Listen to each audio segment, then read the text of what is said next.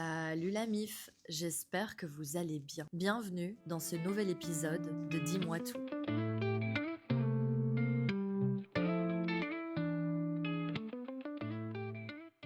Je suis de retour à Bali après un périple, je vous raconte même pas. Plus de 24 heures de voyage, 3 avions plus tard, me voici, me voilà. Et aujourd'hui, j'avais envie de vous parler d'un sujet mondial, intergalactique, l'amour. Ouais, j'ai été inspirée hier. Je discutais avec une personne que je venais de rencontrer et on a un peu échangé sur les relations. Et après m'avoir dit combien d'années il était resté avec son ex, il m'a demandé, moi, quelle était ma performance. Donc je lui ai dit que ma plus longue relation, ça avait été plus ou moins 7 ans, mais que depuis, j'avais réalisé encore une plus belle performance. Je lui ai dit, bah là, ça va faire 8 ans que je suis célibataire.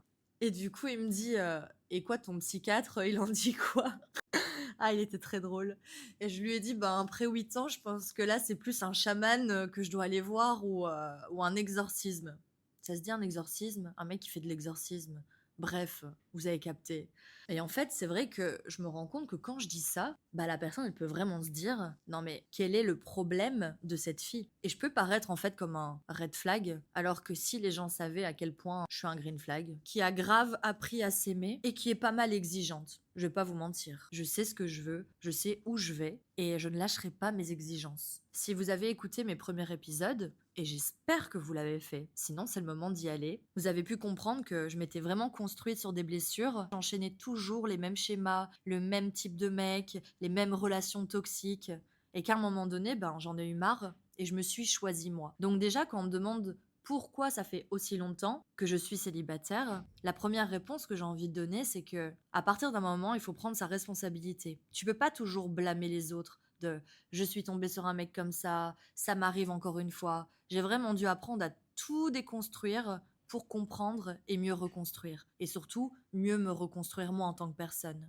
À force d'enchaîner les relations de merde, je n'avais plus aucune estime de moi. Je me suis construite sur des blessures sans même essayer de les comprendre vu que je ne savais pas qu'elles étaient réellement là. Je savais que j'enchaînais des trucs horribles, mais je comprenais pas spécialement pourquoi. Donc j'ai dû aller travailler sur mon passé, comprendre mon enfance, la manière dont j'ai été aimée, et ça m'a fait réaliser tellement de choses. Par exemple, il faut savoir que dans la première partie de votre vie, si vous n'avez pas soigné vos blessures, et si vous en avez, vous allez toujours aller vers un type de personnes qui vont vous rappeler quelque chose de familier. Donc imaginons, si tu as eu un parent hyper exigeant avec toi, qui était assez froid ou dur, tu vas aller vers des mecs qui vont être assez exigeants avec toi, assez froid et dur. Pourquoi? Parce que pour toi, c'est la manière dont on t'a aimé. Du coup, ça te paraît logique en fait, il y a rien qui te choque.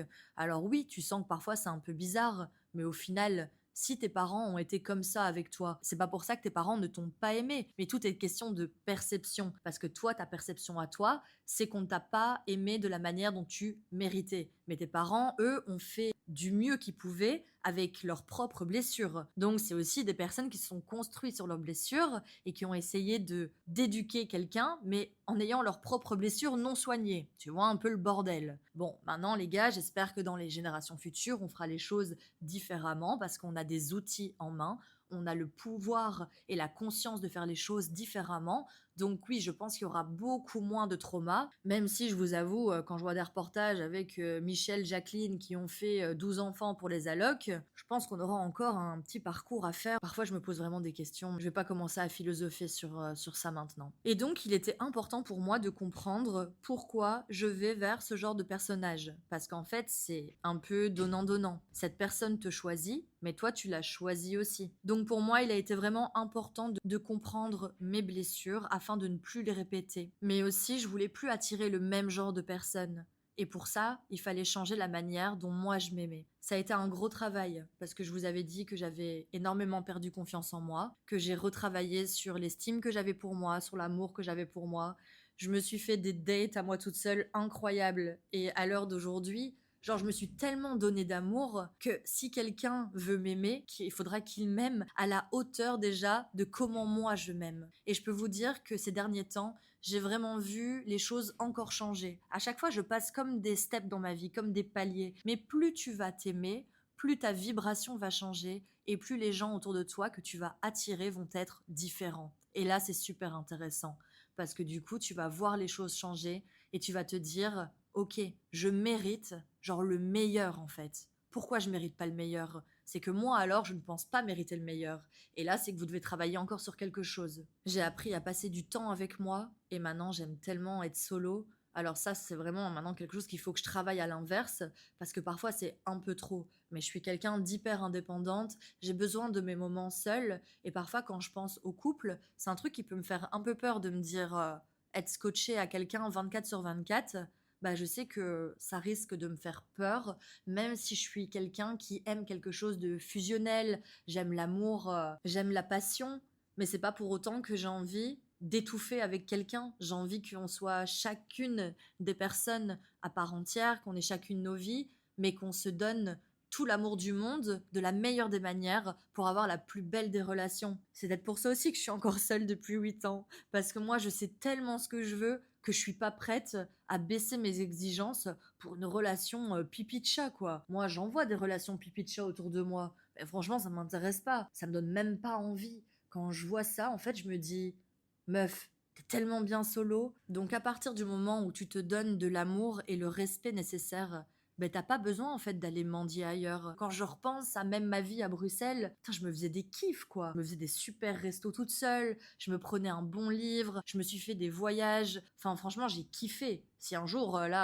je rencontre quelqu'un qui me dit t'es sûr t'as assez profité, ah mon gars t'es pas prêt. J'ai assez profité que pour 10 vies je pense. Prenez le temps de vous aimer, de vous dater, de passer du temps avec vous-même. Il y a rien de mieux. Moi les personnes qui me disent à l'heure actuelle je suis quelqu'un qui ne sait pas rester seul, bah c'est qu'il y a vraiment quelque chose à travailler. C'est que tu peux pas rester avec tes pensées. T'as peur de quoi? Quel vide as-tu besoin de combler absolument? Alors il y a des personnes qui ont un autre discours et qui pensent qu'on peut se soigner avec quelqu'un d'autre. Je pense vraiment que tant qu'on n'est pas capable de s'aimer soi-même, on va pas attirer des personnes vraiment aptes à le faire pour nous. Parce que c'est pas leur rôle. Et je veux pas d'une relation en mode sauveuse et ni qu'on me sauve. Mais par contre, je reste persuadée que là, quand je vais rencontrer quelqu'un, ça va être d'autres challenges, d'autres défis, mais d'une manière beaucoup plus saine. Et c'est normal, la vie c'est un défi, l'amour c'est un défi, les relations c'est un défi.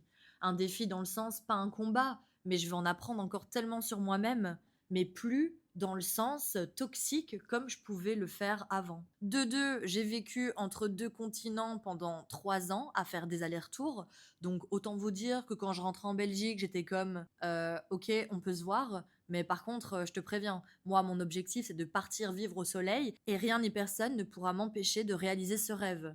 Donc bah ça bloquait un peu les choses. Et puis quand j'étais à Bali, bah je savais qu'après je devais repartir pour mon commerce, retravailler pendant quelques mois en Belgique. Enfin, c'était un peu compliqué de se lancer dans quelque chose. Et puis ensuite, comme je vous l'ai dit, on a chacun nos chemins de vie. Et ce qui compte au final, c'est plus la direction que la vitesse. Vous connaissez cette phrase. Ta direction est plus importante que la vitesse à laquelle tu avances.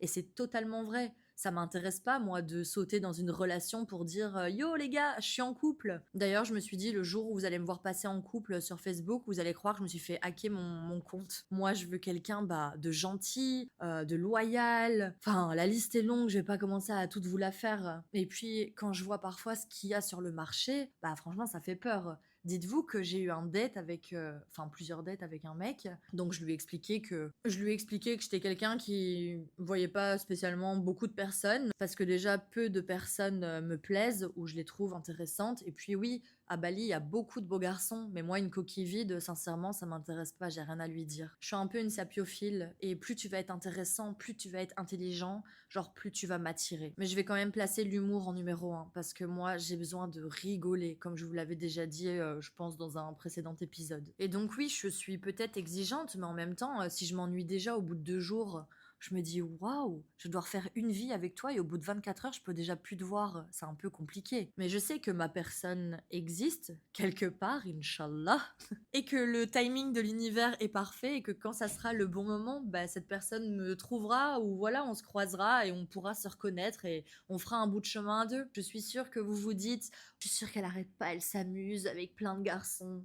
Alors oui, parfois, je m'amuse, mais si vous saviez le nombre de mois que je peux passer seule sans voir personne, ouais, faire un date, aller boire un verre, mais sans forcément plus, comme je vous l'ai dit, C'est rare les fois où quelqu'un me plaît, où j'ai un crush, où j'ai un feeling et moi je marche comme ça. J'aimerais parfois être un peu moins exigeante, ma vie serait moins plate et un peu plus, spicy, mais non, j'arrive pas. Je peux pas me donner à un imbécile, même s'il est mignon et je peux vous dire, ah des cons, il y en a. J'avais rencontré un garçon que je trouvais un minimum intéressant jusqu'au troisième date. Donc je lui ai dit déjà que j'étais moyennement pour un one shot, que j'étais pas ce genre de fille, que ça m'intéressait pas, que moi je recherchais quelque chose, en tout cas une relation sérieuse, que oui, on ne sait jamais vers où ça peut aller, que peut-être qu'on va se dater et que au bout d'un mois j'en aurai marre, au bout d'un mois il en aura marre, mais qu'en tout cas j'étais pas là pour me dire on se voit une fois et après on se voit plus. Ça m'intéresse, mais pas du tout. Et les rares fois où ça m'est arrivé, bah j'ai pas spécialement aimé. Après, encore une fois, chaque personne est différente. Et si certaines filles trouvent leur bonheur dans ce genre de relation, bah tant mieux. Et donc je vous disais qu'au bout du troisième date, ce mec m'a dit, bon écoute, moi en fait j'ai pas 14 ans et j'attendrai pas un date de plus. Et là je me suis dit, waouh. En fait, les mecs, parfois, vous vous plaignez de pas avoir de filles bien autour de vous. Et puis parfois, quand vous en rencontrez une, bah, vous êtes simplement des petits branleurs. Mais c'est pas grave. En fait, si tu me traites de la sorte, je te traiterai de la même façon. J'adore jouer au miroir. Et je porterai toujours l'intérêt qu'on me porte. Ni plus, ni moins. Maintenant, j'aimerais qu'on parle un peu des applications de dating. Parce que vous vous doutez bien que si votre pote est célibataire depuis 8 ans, oui, je suis parfois sur des applications de dating. Alors Tinder, je suis bannie à vie. Je trouve ça fait tellement badass de dire ça. Mais en plus, j'ai rien fait. Bref, on pourra en parler une prochaine fois. Du coup, je trouve que l'application que j'aime le plus, c'est Hinge, parce qu'on peut voir un peu l'humour de certaines personnes, sa personnalité, et puis les mecs qui répondent à des questions avec des points ou you. Bah, tu sais que le mec, c'est un queutard et qu'il est juste là pour pécho, qu'il a mis les premiers trucs qui lui sont venus à l'idée pour remplir son profil et next quoi. Je vous avoue que sur les applications de dating, je trouve ça tellement compliqué les amis. Je sais que ma personne, j'espère vraiment la rencontrer en vrai parce que j'adore les rencontres en vrai, tu captes directement un peu la vibe de la personne, la personnalité. Sur les applications de rencontres, on peut tellement tricher, on est tellement parfois une image différée de ce qu'on est dans la réalité et ça, c'est quelque chose qui me fait un peu peur et que j'aime pas trop. Sur les applications, j'ai l'impression d'être un bout de viande à la boucherie. Mais c'est surtout en fait les descriptions. Si quelqu'un peut me donner un cours, alors il faut choisir entre court, ok pour long. Ah, ça veut dire quoi? Ça veut dire genre t'es là pour pas du sérieux, mais pour why not si je trouve quelqu'un qui pourra me faire changer d'avis. Mais ça directement, moi je sais que ça c'est une disquette. Ça c'est un mec que le premier truc qu'il veut, c'est un truc genre voilà une histoire sans lendemain, mais il te fait croire que si jamais, ok pour long, donc non, ça je ne match pas direct, c'est un non. Alors il y en a, c'est encore des plus gros champions. Le mec, il te met par exemple qu'il a, je sais pas moi, 35, 36, 37 ans, recherche court, mais veut des enfants. Alors là, tu vois, là, je comprends pas. Là, il y a un conflit d'intérêts. Il faut se décider. Qu'est-ce que tu veux dans la vie, mon gars? Donc là, je suis comme, laisse tomber, trop compliqué. Ah oui, ah non, il y a aussi à Bali, on est beaucoup sur non monogame. J'ai déjà du mal d'organiser un plan à deux. Est-ce que tu penses vraiment que je vais me lancer dans une histoire à plusieurs? Waouh. Je vous dis, cette génération, elle est vraiment compliquée, hein. À la recherche de mes objectifs dating, je n'ai toujours pas compris ce paramètre. Alors en plus, dites-vous que moi, je n'ose même pas mettre ce que je veux réellement. Parce que je me dis, mais ils vont flipper. La meuf, 35 ans, recherche longue relation, long terme, et si je mets veut des enfants, bah là ils vont tous paniquer, c'est le cas de le dire. Alors qu'en fait, quand je mets longue relation, oui, idéalement, je souhaite avoir une longue relation avec quelqu'un déjà qui m'intéresse, mais qu'est-ce que j'en sais, on peut se rencontrer, ça peut durer genre 1 mois, 2 mois, et au final tomber à l'eau, c'est pas parce qu'on va boire un verre ensemble que je veux me marier avec toi, tu vois, loin de là. Enfin, vraiment, je trouve que les apps, waouh, c'est vraiment pas facile, hein, c'est... Franchement, quand quelqu'un me dit, genre, moi, on s'est rencontrés sur une dating app, j'ai limite envie de leur donner un trophée. You did it, bitch. Je me dis, ah ouais, ça marche pour vous, incroyable. Généralement, toutes les rencontres que j'ai fait sur app, souvent, c'est devenu des potes. Ah ouais, j'ai la friendzone facile, hein. Après, ça, c'est aussi quelque chose que j'ai beaucoup travaillé ces derniers temps. J'arrête de disparaître. Parce que ça, je trouve c'est horrible de faire ça et je n'aime pas quand on me le fait. Bah d'ailleurs, peut-être qu'il y aura des gens que j'ai peut-être ghostés qui vont écouter ce podcast. Bah, je suis vraiment désolée de l'avoir fait. Mais sachez que si je l'ai fait, c'était pour pas faire mal au cœur, alors qu'en fait, c'était pire que mieux. Parce qu'en fait, je voulais pas dire à cette personne-là, par exemple, «Désolée, tu me plais pas et je préfère en rester là», parce que j'avais trop peur de lui faire mal au cœur et qu'elle pense qu'elle était pas quelqu'un d'assez bien, alors que c'était juste qu'elle me correspondait pas à moi, mais qu'elle trouvera certainement son bonheur avec quelqu'un d'autre. Mais j'étais tellement empathique et j'avais tellement peur de faire mal au cœur que je préférais, faire silence radio et disparaître, ce qui est encore plus horrible. Oui, je sais, j'étais une connasse et je m'en excuse. C'est le confessionnal. Mais donc oui, vous voyez, un passé avec ses propres blessures à travailler, ça prend du temps. Quand vous voyagez entre 2 continents, ça prend du temps. Et quand vous voulez vous donner la peine de rencontrer la bonne personne et de faire bien les choses, ça prend du temps. Je ne juge pas les gens qui autour de moi enchaînent les relations ou peut-être ont eu des enfants, ont divorcé, parce que bah, c'est chacun sa route, chacun son chemin, comme dirait une célèbre chanson. Ça vient de quel film ça encore? Ah, je sais plus. Et il faut juste se dire que on est là où on doit être à ce moment précis. Et il faut faire confiance à son destin. Et moi, je fais confiance au mien. Et en attendant, bah, je kiffe ma vie. Donc voilà, je ne sais pas qui va m'écouter, si vous êtes en couple, si vous êtes célibataire, si vous enchaînez les relations toxiques. Donnez-vous assez d'amour que pour montrer la manière dont vous voulez être aimé. C'est hyper important. Ne baissez pas vos exigences. Si pour vous, le partenaire idéal, vous savez très bien à quoi il correspond, ne prenez pas le premier venu pour rentrer dans les codes de la société et faire plaisir à tout le monde. Faites-vous plaisir à vous. Je vous souhaite vraiment de travailler sur l'estime de soi et l'amour que vous vous apportez, parce que pour moi, ça a été un des plus beaux chemins que je me suis offert. Et ce chemin n'est pas encore terminé, et je pense que c'est le travail d'une vie, mais c'est un travail hyper passionnant que d'apprendre à se connaître, apprendre à s'aimer, autant avec ses parts d'ombre que ses parts de lumière. Donc oui, Sarah est toujours célibataire. Sarah sait où elle veut aller et avec quel genre de personne elle veut être accompagnée, et je ne changerai ça pour rien au monde. Je laisserai toujours les miettes de pain aux pigeons, parce que moi en tout cas, je n'en ai plus besoin aujourd'hui, je n'en veux plus. Et je veux m'offrir l'amour inconditionnel, en tout cas une belle histoire, comme je la mérite, et je sais que je serai apportée aussi à cette personne-là, ben, la plus belle des relations possibles. Faut juste que cette personne soit prête mentalement à assumer une Sarah dans sa vie. Et c'est pas offert à n'importe qui. Voilà les amis, je vais clôturer cet épisode sur l'amour ici. J'espère qu'il vous aura plu. J'ai été encore une fois la plus honnête et la plus transparente possible. Et surtout, j'espère qu'il vous donnera l'envie de vous aimer à votre juste valeur. Sur ce, je vais aller rejoindre mes potes pour clôturer ce dimanche. Je vous envoie beaucoup d'amour. Je vous remercie d'avoir pris le temps encore une fois de m'écouter. Alors c'est peut-être vraiment pas grand-chose pour vous, mais s'il vous plaît, partagez, likez, abonnez-vous à ma chaîne, que ce soit sur Spotify, sur YouTube. Tout ce projet, je le fais juste avec le cœur, mais pour me donner un maximum de visibilité. C'est vraiment quelque chose que vous pouvez faire pour m'aider, ça serait super sympa. Merci de me soutenir dans ce projet. Merci de m'écrire, de me faire vos retours, ça me touche au plus haut point. Je les repartage souvent sur mon Instagram bck.sarah et je prends le temps de vous répondre. Encore une fois, un grand merci et je vous fais des gros bisous. À très vite. Bye.